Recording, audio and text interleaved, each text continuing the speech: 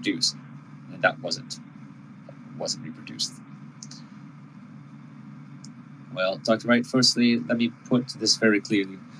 You are wrong, aren't you, to suggest that the diagrams in the big white paper can't be reproduced in that form using OpenOffice.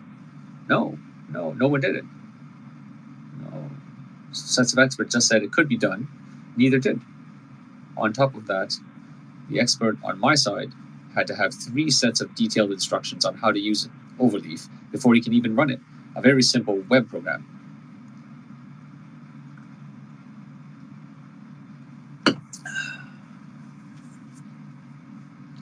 This is the report of Mr.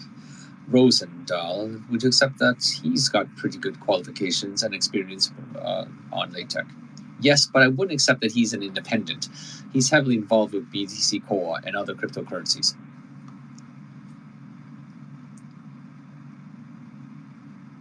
Well, just to dispute that he's not an independent expert, Dr. Wright, that's entirely wrong. I disagree. I know that he's part of the BTC Core group. I know that he has developed code with them. I know that he's been at conferences with them. I know that he has significant investments. And if I win this case, he will lose most of his savings. Well, let's see if that's set on your behalf.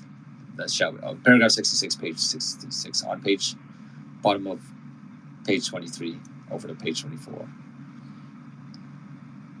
He concludes that if you produce a Bitcoin white paper from LaTeX would require extensive modifications. You accept what he says? Yes, that's why I said in the first place. Modifications were made so that it would be different. That's why people said it was undoable. Now at the bottom of the page, paragraph 67, it says that modifications would be theoretically possible. It's not saying that they were made in your document, Dr. Wright, just to be clear. He's saying that they would be theoretically possible to get a reasonably good match, but it would involve producing a vast amount of effort to produce a LaTeX code that would give the impression of a document created in OpenOffice. Dr. Wright, isn't that? Just like my documents, which embed TrueType fonts, which do everything he's saying there, and go through each of those steps. So that's correct, yes. So you're saying that you went through vast amounts of additional effort to produce something in LaTeX that would look like it had been produced in OpenOffice. It'd be very similar. At the same time, I was also running papers on steganography, my lord. I'd written a paper on hydrant, which is a stego something, and I'd written a section on one of my books on watermarking documents. So while I was writing a book on forensics and also IT audit, I wrote a section on steganography in my book detailing that the use of things like Snow is a tool that's been around in the 90s for white space steganography. Now, this would allow you to embed messages and embed other things to show steganographically that you'd created it, a way of going, hey, I'm the author, but making something that people say is ugly in LaTeX world. So it's not suggesting to you that it's ugly. I'm just suggesting that you went to, in your case, an extraordinary amount of effort to produce something in LaTeX that would look like a document produced in OpenOffice and would have metadata. It's the same, saying that it would be produced in OpenOffice. No, I wouldn't say an extraordinary amount of effort. I went to, and I did that for those reasons. At the same time, I was actually writing extensively on steganography. I did that in a few documents. So while I was writing and showing people how you can steganographically do this, I also produced documents that are steganographically altered. So you went to a lot of effort to produce the white paper in this form to provide a digital watermark. Is that what you're saying? Yes. And this would mark you out as the author, right? No, it's more like just because I could at the time. But the effect of it on you, what do you say, would be to mark you out as the author, right? Yes. Didn't it occur to you to mention that in your first witness statement? Is a very powerful point in your behalf. No, I didn't think anybody would understand it. I have tried to explain to lawyers multiple times. Don't tell us anything about privilege. I'm not going to. I'm going to say I'm probably the world's worst client, and ask me am a complete ass. And none of my lawyers will deny that. I don't handle people not understanding things very well, and I get frustrated. So I end up like a 3-year-old who doesn't get a lolly when I get frustrated, as people do. And I sit there and expecting my lawyers to just grasp at these concepts. And then they don't. And then I get angry. Okay. Pause there. Let's move on next topic. I/5/29.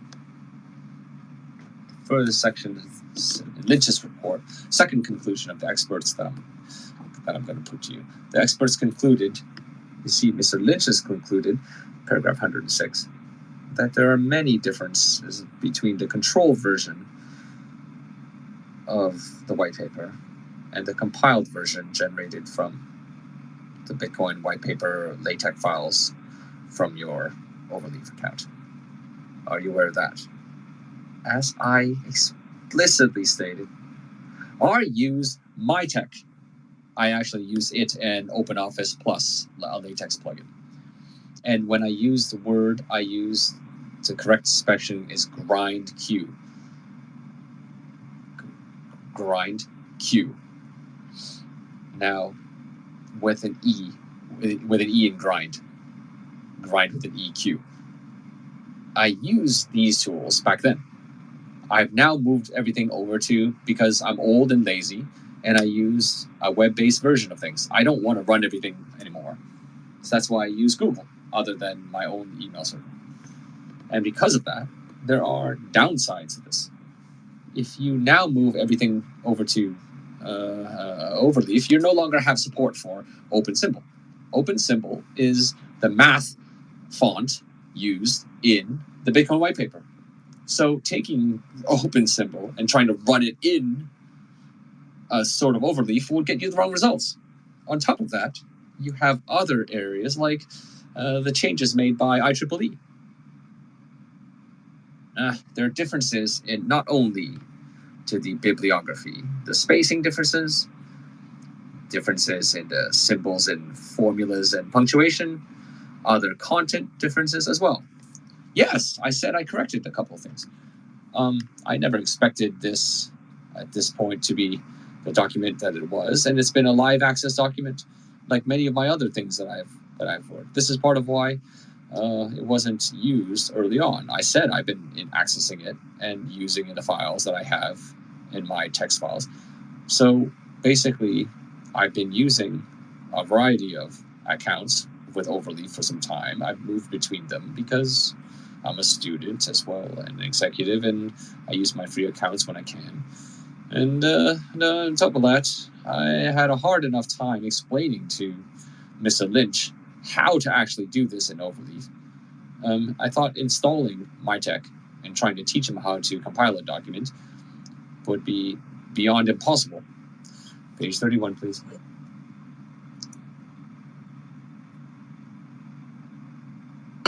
Mr. Lynch illustrates the spacing differences by overlaying the compiled version of your LaTeX file on the actual Bitcoin white paper, doesn't he? He does. So your expert, with whatever instructions he's got was passed to him, finds material differences, not just in corrections you made or to the bibliography, but in the actual spacing, which was very clear. Not fully, as I noted. Lua LaTeX has evolved a long way. Lua LaTeX was very, very new when I first started using it around the time of white paper. It had only been out a year or something like this. And Lua LaTeX is the extended compiler that I use. Occasionally ZLaTeX as well. But that particular graphics engine that is used in Overleaf has changed at none of the early versions. So that is why there are some changes. But you'll notice equally, a lot of the text matches. Page 33, please.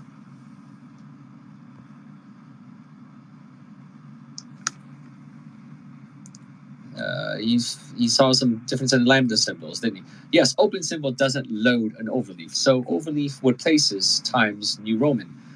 So what we have in the compiled white paper is times New Roman instead of open symbol. Now, if you run this, what it would have done is noticed as in the error bar where it comes up red, it's basically tells you that there's no support for open symbol in the overleaf. One day in the future, they might do it. Okay, open to Mr. Rosenthal's report G/7/36, please. Can we blow that up? Thank you. And we see that Mr. Rosendahl found differences in the diagrams, which he illustrated with a number of ways. First of all, noting the differences in the label. Hasho1, which we can see on the bottom left in your version, overflows the bounding box. Do you see that? Yep. And then over page 37, a difference in alignment between the arrow and the box, which has been magnified here. Further differences between the part version of yours and the Bitcoin white paper, correct? I do. Which is different version, which he then goes on to say that he used text live, which is completely different from what I said, which is my tech. So despite my telling the environment was, he chooses to use alternative platform, which is like going, I opened this document in Word that was made in OpenOffice, and then they're not the same. So Mr. Rosendahl, you at least you're accepted, has expertise in this area, has chosen not to deploy it in this regard. Mr. Rosendahl, who has a lot of money invested in BTC Core and by losing this case. Yes. Let's see if that's put to him. Page 38. This is going to be so good. Mr. Rosendahl, paragraph 107 onwards, expresses the views of most of the files, most of your LaTeX files on your TC folder wouldn't compile properly at all using a 2008 and 9 version of LaTeX software. No, what he says is Z-LaTeX is the one I usually said was there. Lua LaTeX, that was already live in that year. When we didn't say 2007, we said 2008-9. So the last iteration was 2009, 2 years later. But so he chose instead to use Z-LaTeX. So basically, his excuse is, I don't think it'll work. I'm not going to try it. Okay, then he says, I'm not going to use the 2007 version as well because it's actually 2009 version he should have been using. Pause it. What he said was that it wasn't possible to compile any of your LaTeX files. That using 2008 to 9 software except one. Pause. Then the only file which did compile in my 2009 installation was F, which is simpler instructor. No, he says what he says in 106 is I installed the fonts on his computer. That's so you can use Z-LaTeX. As I've said multiple times, Z-LaTeX and Lua LaTeX are completely different. So it's like trying to say I had Adobe Acrobat folder and I wanted to open it up in Notepad, but it didn't give me anything. Funny that. And then in addition to finding that your files didn't compile under 2008 to 2009 software, you also identified it in no less than 14 software packages, referencing your LaTeX files, which couldn't have been used in 2009. No, he made comments that they weren't available. I can demonstrate where they are. Now, they were early packages, but that doesn't mean they weren't used. Paragraph 158, please.